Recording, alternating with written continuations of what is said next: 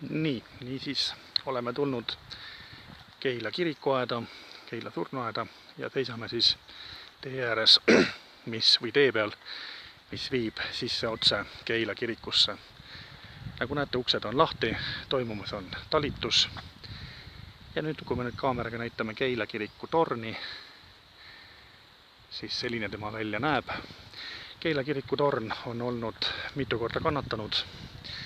Seda nii Esimese maailmasõja ajal, kui oli siin Keila lahing ja Keila kiriku torn lasti kuulipildujatest ka sodiks.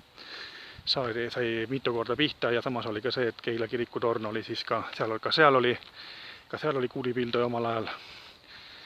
Ja liginedes nüüd siis sellele Keila kirikule praegu me näeme siin portaali kohal selliseid kujutusi, siin inglikujutised, rahutuvi toomas sõnumit maa peale.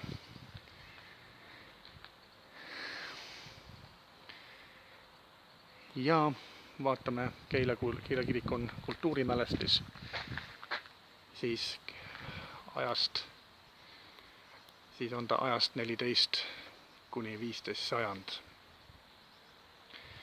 Plaat, nagu näha, on veel isegi ka venekeelne, jäänud siia Nõukogude okupatsiooni ajast.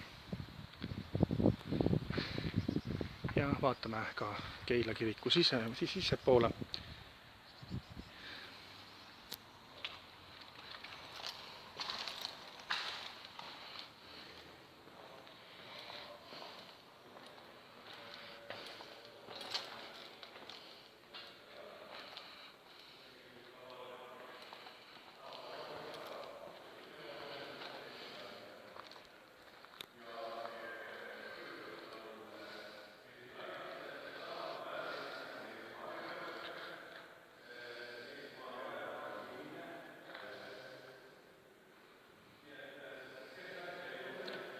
Nii, aga teeme hetkeks pausi.